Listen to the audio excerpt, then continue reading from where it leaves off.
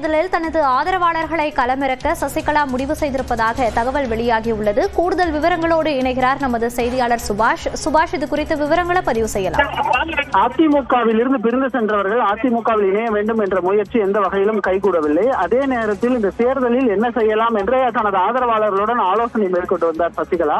அவர்களுடன் பேசும் பொழுது அவர்கள் சொல்வது இந்த தேர்தலில் நாம் களம் காண வேண்டும் என்பதற்காக அவர்கள் பல்வேறு முயற்சிகளை முன்னெடுத்து வருகிறார்கள். அந்த வகையில் அது எவ்வாறாக போட்டியிடலாம் என்பது தொடர்பாக 2-3 நாட்கள்ல ஒரு அதிகாரப்பூர்வ அறிவிப்பு சசிகலா தரப்பிலிருந்து வரப்போகிறது.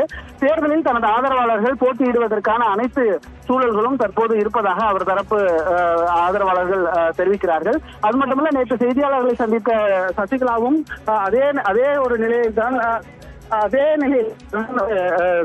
தகவலை சொல்லியிருந்தார். இந்த நிலையில் அவர் அந்த அறிவிப்பானது இன்னும் 2 நாட்கள்ல இருக்கும் என்று எதிர்பார்க்கப்படுகிறது. யார் யாரெல்லாம் போட்டியிடுகிறார்கள், எத்தனை இடங்கள்ல போட்டியிட போறாங்கன்றத சசிகலா அறிவிப்பார் என்று எதிர்பார்க்கப்படுகிறது. வகையில், அதாவது அவங்க ஏற்கனவே அதிமுகவை உரிமை கோரி அவர் தொடர்ந்த வழக்குகள் உரிமையில் நீதிமன்றத்தில் இருப்பதால் இப்பொழுது என்ன செய்ய போகிறார்கள், எந்த அடிப்படையில் அவர்கள் போட்டியிட போகிறார்கள் என்பதை நாம் பார்க்க வேண்டியது இருக்கிறது. விவரங்களை பதிவு செய்தமைக்கு நன்றி சுபாஷ்.